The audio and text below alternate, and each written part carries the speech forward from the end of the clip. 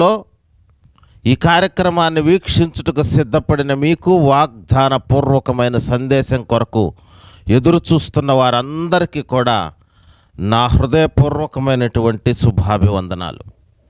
గత నెలంతా కూడా ప్రభు క్షేమాన్నిచ్చి మీకు క్షేమము కలుగు చేసేదనన్న దేవుడు క్షేమాన్ని కలుగు చేసి మనల్ని మరలా ఈ 2వ నెలలో ప్రవేశపెట్టాడు. మన జీవితాలలో అనుక్షణము ఆయన తోడై ఉండి ఆయన కృపా రెక్కల నీడలో మనల్ని దాచుకుంటూ క్షేమాన్నిచ్చి ఆశీర్వదించి ఆరోగ్యమిచ్చి మనల్ని సజీవుల లెక్కలో ఉంచి ఈ విధంగా ఈ 2వ మాసపు వాగ్దానాన్ని కూడా వినుటకు దేవుడు సహాయం చేసినందులకు ఆయనకు స్తోత్రాలు చెల్లిస్తున్నాను. ఈ విధంగా మనందరం ఈ టీవీ కార్యక్రమం ద్వారా కలుసుకున్నట్టుకు ప్రభు కృప దయచేశాడు. ఈ నెల వాగ్దానం కొరకు అనేక మంది ఎదురు చూస్తున్నారు. అనేక మంది నెల వాగ్దానాన్ని గురించి నాతో కొంతమంది ఫోన్ల ద్వారా మాట్లాడారు.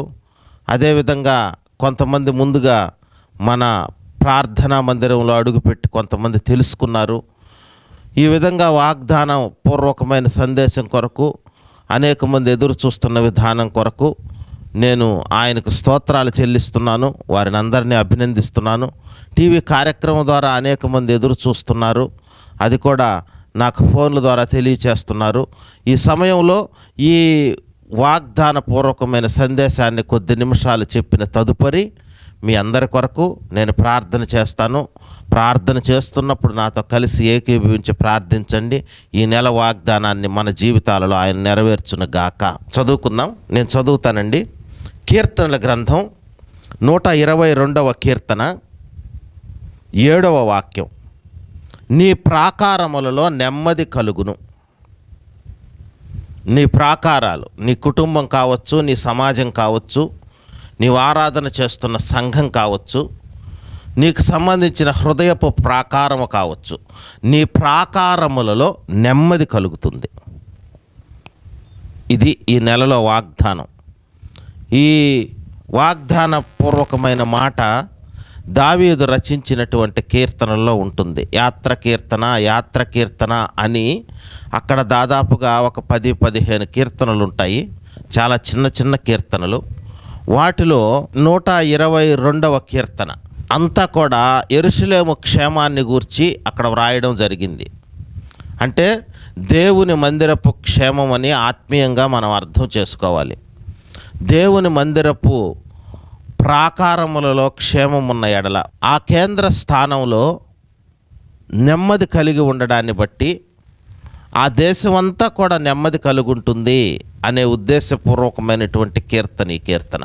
ఈ కీర్తనలో మనం గమనిస్తే ప్రత్యేకంగా దావీదు ప్రవచనాత్మకంగా పలికినట్లుగా మనకు అక్కడ అనేక మాటలు కనిపిస్తాయి.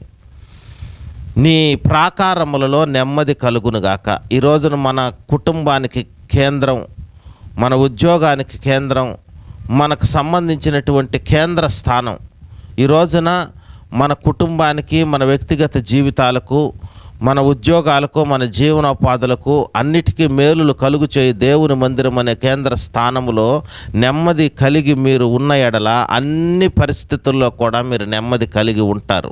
మీ కుటుంబాలలో నెమ్మది కలిగి ఉండేటట్లు, మీరు ఉద్యోగం చేస్తున్న స్థలాలలో నెమ్మది కలిగి ఉండేటట్లు, మీ వ్యక్తిగత జీవితాలు నెమ్మది కలిగి ఉండేటట్లు, మీరు నివసిస్తున్న సమాజం నెమ్మది కలిగి ఉండేటట్లు, మీ ప్రాకారములలో నెమ్మది కలుగు చేయు దేవుడు మీకు ఈ నెలలో తోడై ఉండునుగాక. ఆమెన్.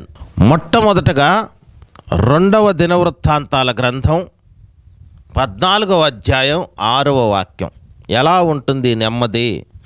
ప్రాకారములలో ఆయన కలుగు చేయు నెమ్మది ఏ విధమైన ఆశీర్వాదాన్ని కలుగు చేస్తుంది అని మనం గమనిస్తే, మొట్టమొదటగా దినవృత్తాంతాల 2వ గ్రంథం 14వ అధ్యాయం 6వ వాక్యం.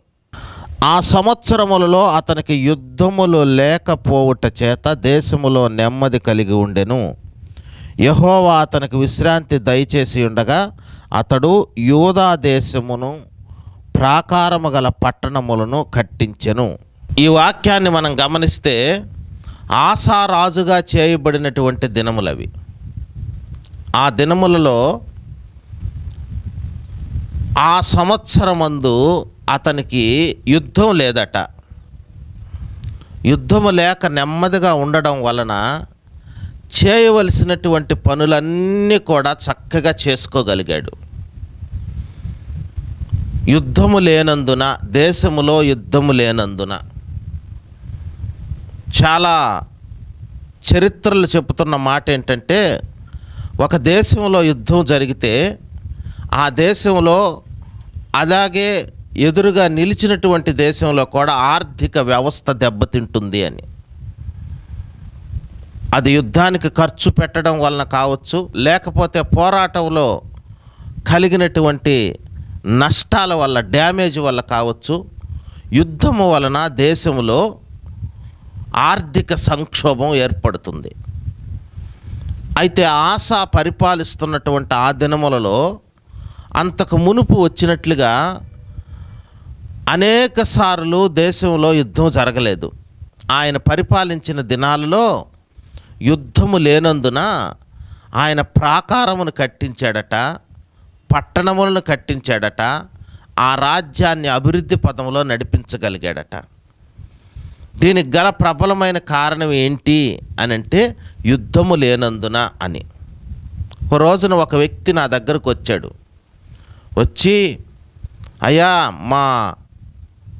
మా ఇంటి కట్టడం విషయంలో కాస్త ప్రార్థన చేయండి, అంతా పూర్తయిపోయింది, ఇక ఎలక్ట్రిసిటీ వర్క్ ఒకటి, ప్లాస్టింగ్ ఒకటి, ఇక మిగిలిన కొన్ని చిన్న చిన్న పనులు, కింద బండ పరుపు ఒకటి, ఈ విధంగా కొన్ని పనులు ఆగిపోయాయి, ప్రార్థన చేయండి అని. స్లాబ్ వేసేటప్పుడు చాలా కష్టపడి చాలా అననుకూల పరిస్థితుల్లో స్లాబ్ వేయగలిగాడు. అలాగే పునాది నుండి కూడా చాలా ఒడిదుడుకుల మధ్యలో దానిని కట్టగలిగాడు. అసలు చేయవలసినటువంటి చాలా పెద్ద పనులు నీవు ఒడిదుడుకుల మధ్యలో సైతం చేయగలిగావు కదా, ఇప్పుడు నీకు అన్ని విధాల వెసులుబాటు కలిగింది, కట్టుకోగలిగినటువంటి పరిస్థితుల్లో, పూర్తి చేయగలిగిన పరిస్థితుల్లో ఉన్నావు, మరి ఎందుకు పని ఆగిపోయింది అన్నాను నేను. అతను అన్నాడు, అప్పుడున్నట్లుగా ఇప్పుడు ఆర్థికపరమైన ఇబ్బంది లేదు, కానీ అప్పుడున్నట్లుగా ఇప్పుడు వేరే వేరే సమస్యలు, పనివారి సమస్యలు అవి లేవు, కానీ ఇప్పుడు నాకు వచ్చిన సమస్య అంతా ఏంటంటే, మా కుటుంబంలో ఒకటే యుద్ధాలు, అంతర్యుద్ధాలు జరుగుతున్నాయి, ఒకరికొకరికి పడడం లేదు, సమాధానం లేదు. మా కుటుంబ సభ్యుల మధ్యలో సమాధానం లేనందువలన నా దగ్గర ఆర్థికంగా నేను కలిగి ఉన్నప్పటికీ నేను ఆ గృహాన్ని పూర్తి చేయలేకపోతున్నాను అన్నాడు. మరి ఆ వ్యక్తే ఆర్థికంగా కొంత లేని స్థితిలో ఉన్నప్పుడే ఆ పెద్ద పనులు పూర్తి చేయగలిగాడు. చిన్న చిన్న పనులు ఆర్థికంగా ఉన్న స్థితిలో చేయలేకపోయాడు. కారణం ఏంటంటే, అతను నాతో చెప్పింది, మా కుటుంబ అసమాధానమే దానికి కారణం.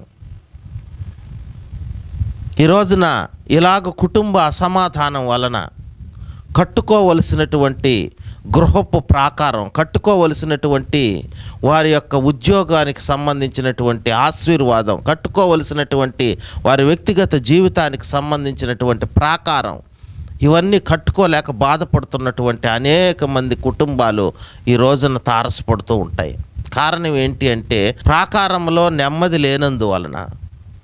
ప్రాకారములలో నెమ్మది ఉంటే, కుటుంబాలలో నెమ్మది ఉంటే, ఉద్యోగం చేస్తున్న స్థలాలలో నెమ్మది ఉంటే, మీరు వ్యాపారం చేస్తున్న స్థలాలలో నెమ్మది ఉంటే, మీ వ్యక్తిగత జీవితాలలో, మీ హృదయాలలో నెమ్మది ఉంటే, మీ అభివృద్ధికి ఆ నెమ్మది దోహదపడుతుంది అని అనేక చరిత్రలు చెబుతూనే ఉన్నాయి.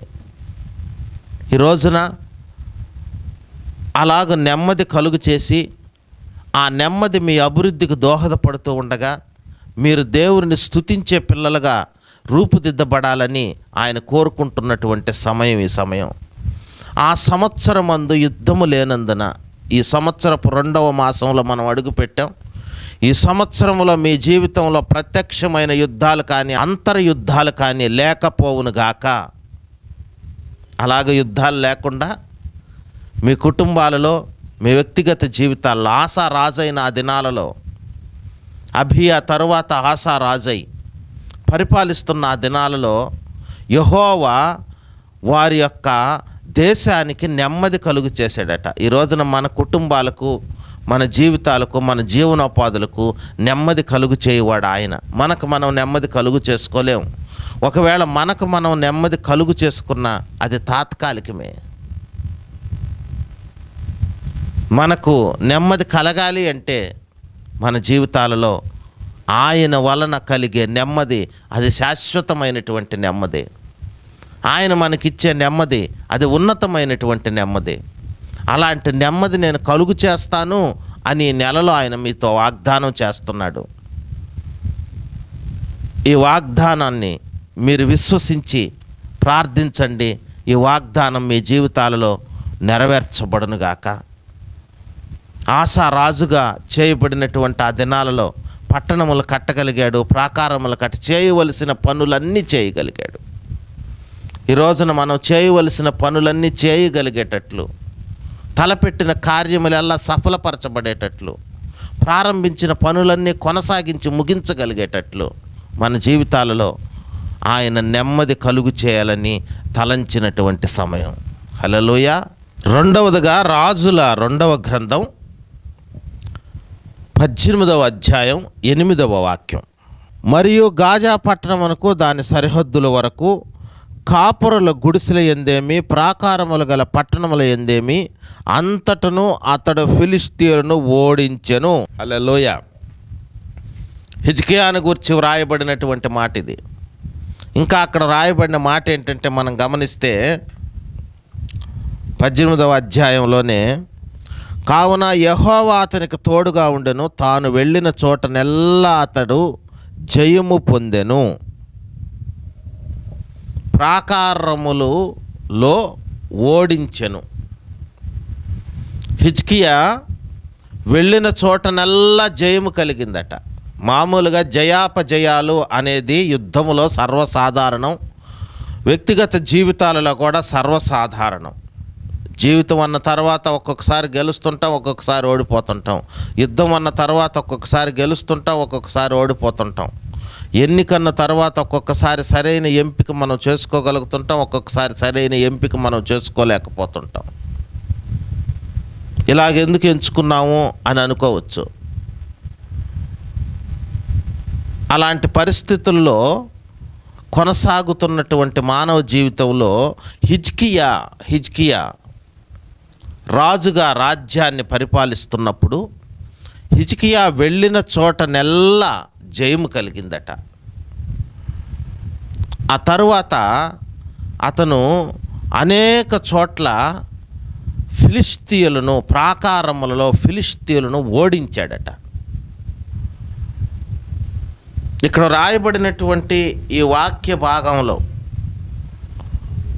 ఈ నెలలో నీ వ్యక్తిగత జీవితంలో, నీ కుటుంబ సంబంధమైన పరిస్థితుల్లో, నీ ప్రాకారములో ఉన్నటువంటి నీ శత్రువును నీ ఓడిస్తావు. అంటే ప్రత్యక్షంగా ఒక వ్యక్తి నీకు శత్రువుగా నిలవబడకపోవచ్చు.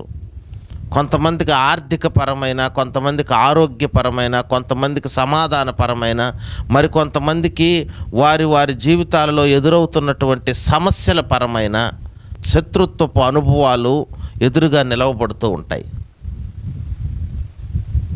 కొంతమంది వారి కుటుంబాలలో వారికే శత్రువులు జీవించినట్లుగా జీవిస్తూ ఉంటారు. వారి కుటుంబాల్లో వారే, ఆ కుటుంబ సభ్యులే.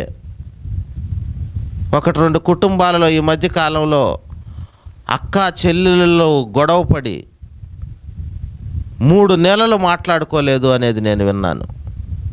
ఎలా సాధ్యం ఇది అని అనిపించింది నాకు.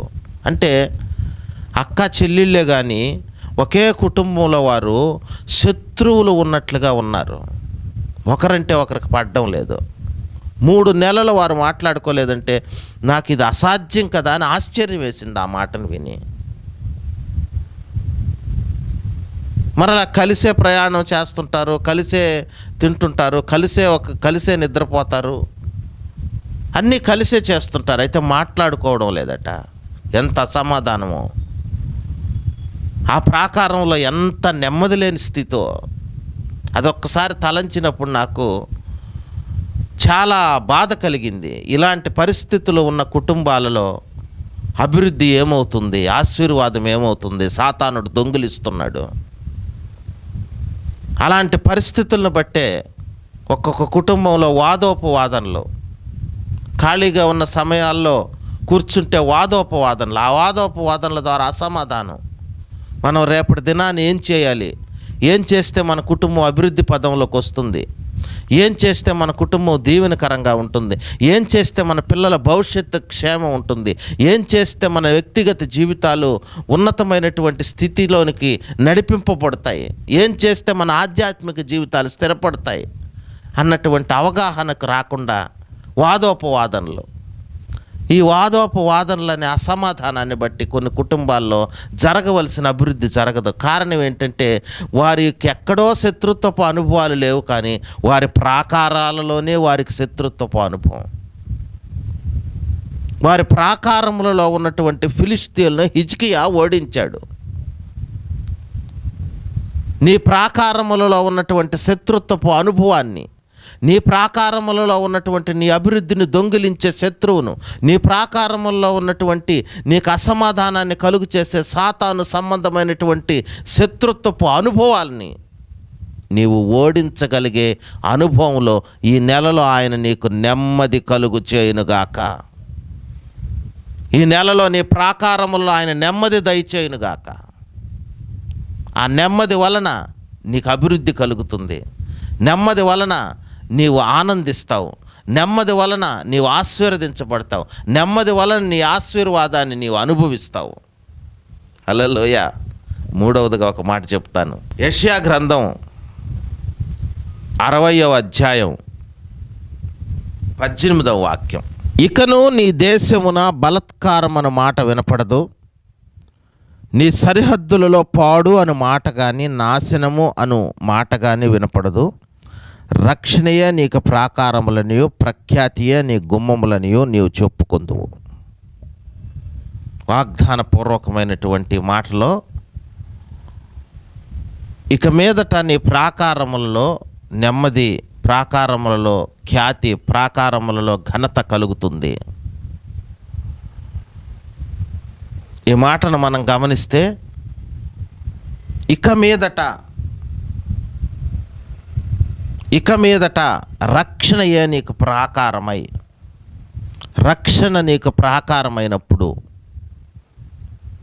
రక్షణ నీ ప్రాకారమై నిలిచినప్పుడు నీ అంతర్గత స్వభావం సమస్తము కూడా సమాధానపరచబడినదై ఉంటుంది. నీ అంతర్గత స్థితి సమస్తము కూడా సమాధాన సంతోషములతో నింపబడినదై ఉంటుంది.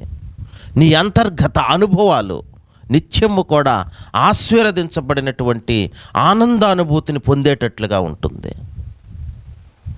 రక్షణే ప్రాకారమై ఉన్నప్పుడు ఆ ప్రాకారమే నెమ్మది, ఆ ప్రాకారమే ఆశీర్వాదమై, ఆ ప్రాకారమే ఆనందానుభూతిని నీకు కలుగు చేసేదై నిన్ను నడిపిస్తుంది. ఇంకొక మాటను మనం గమనిస్తే యెషయా గ్రంథం 49వ అధ్యాయం 16వ వాక్యం. చూడుము, నా అరచేతుల మీదనే నిన్ను చెక్కి ఉన్నాను, నీ ప్రాకారములు నిత్యము నా ఎదుటనున్నవి. 3 విషయాలు మనం చెప్పుకుంటూ వచ్చాం, ఎలాగ ఆయన నెమ్మది దయచేస్తాడు అని. 4వ విషయం, ఎప్పుడు నెమ్మది కలుగుతుంది, ఎలాంటి స్థితిలో మనం ఉంటే నెమ్మది కలుగుతుంది అని. మన ప్రాకారములు ఆయన ఎదుట ఉన్నప్పుడు మన ప్రాకారములలో నెమ్మది కలుగుతుంది. నిత్యము నీ ప్రాకారములు నా ఎదుట ఉన్నవి. ఇక్కడ రాయబడిన మాటలో నీ ప్రాకారములు నిత్యము నా ఎదుట ఉన్నవి.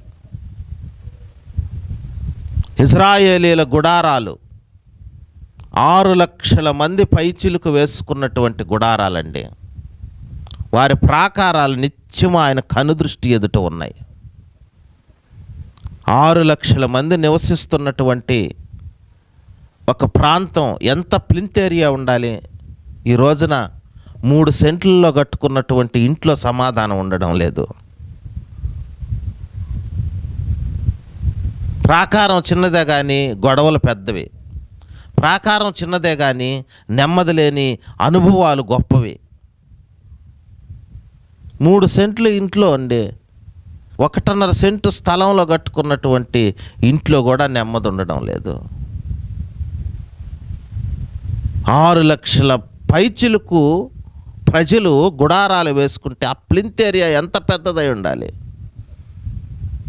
ఆ స్థలం అంతా కూడా సమాధాన స్థితి చేత నింపబడిపోయింది. ఒక్కని మాట చొప్పున నడిపింపబడే అనుభవానికి వారు వచ్చారు. వారి ప్రాకారములలో నెమ్మది కలిగింది. వారి ప్రాకారముల లోపలి భాగం, పైనున్నటువంటి భాగం రమ్యముగాను చూచుటకు ఆనందదాయకముగాను. అందుకే బిలాము ఒకసారి అంటాడు, శపించడానికి వచ్చినప్పుడు కూడా, యాకోబు నీ గుడారములు నీ నివాస స్థలము ఎంతో రమ్యమైనవి. కారణం ఏంటో తెలుసా? వారు ప్రాకారములు ఆయన ఎదుట ఉన్నాయి. ఈ రోజున నీ కుటుంబపు ప్రాకారాన్ని ఆయన ఎదుటకు తీసుకుని వెళ్ళు. నీ వ్యక్తిగత జీవితపు హృదయపు ప్రాకారాన్ని ఆయన ఎదుటకు తీసుకుని వెళ్ళు. నీ ఉద్యోగం, నీ వ్యాపారం, నీకు సంబంధించిన జీవనోపాధి ప్రాకారాన్ని ఆయన ఎదుటకు తీసుకువెళ్ళు. ఆయన ఎదుట నీ ప్రాకారములు ఉన్న ఎడల అవి నిత్యము నెమ్మది కలిగి ఉండునుగాక. ఆ రోజున ఇశ్రాయేలీల 6 లక్షల మంది నివసించుచున్నటువంటి గుడారపు ప్రాకారములు ఆయన కనుదృష్టి క్రింద ఉన్నాయి, ఆయన ఎదుట ఉన్నాయి. అందుకే అంత సమాధానాన్ని, వారు చేరవలసినటువంటి గమ్యస్థానాన్ని, గోల్ రీచ్ అవ్వడానికి, ఆ గమ్యస్థానాన్ని చేర్చబడడానికి, ఆ డెస్టినీకి వారు నడిపింపబడడానికి వారి జీవితంలో ఒక ఉన్నతమైనటువంటి ఆధ్యాత్మిక అనుభవంతో పాటు భౌతిక సంబంధమైన ఆశీర్వాదం కూడా కలపబడింది. ఈ రోజులను అలాంటి అనుభవాలలో నిన్ను నడిపించాలని ఆయన కోరుకున్నాడు. ఆయన ఎదుటికి నీ ప్రాకారాన్ని నీవు తీసుకువెళ్ళగలిగితే, ఈ ఫిబ్రవరి నెలలో మనతో చేసిన వాగ్దానం నీ ప్రాకారం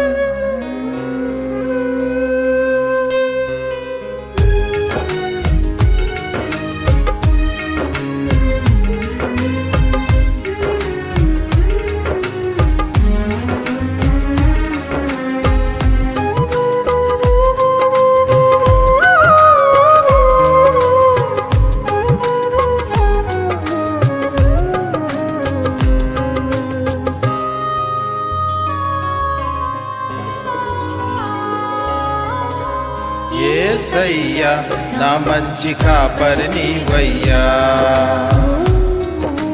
నా మార్గం నా గమ్యం ఇక నావికావయ్యా. రాజమార్గములో నడిపించే నీవు నాకుండగా, రాజమార్గములో నడిపించే నీవు నాకుండగా, భయమేల నా నావికా. యేసయ్యా నా మంచి కాపరి నీవయ్యా.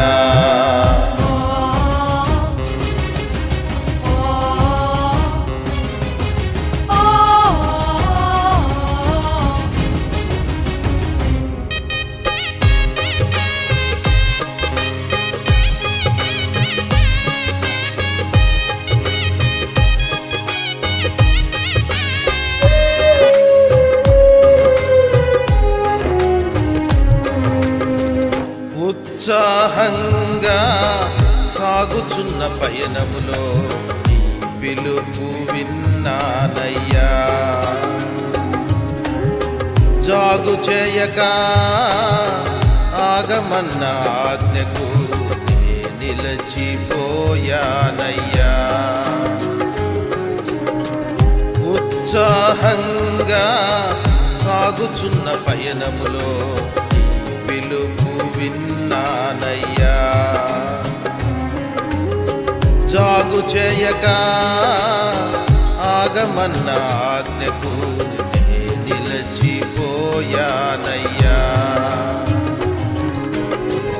గుర్తించని గండం నన్ను దాటిపోయేను, సజీవునిగా నన్నిలలో నీ కృపయే నిలిపెను. గుర్తించని గండం నన్ను దాటిపోయేను, సజీవునిగా నన్నిలలో నీ కృపయే నిలిపెను.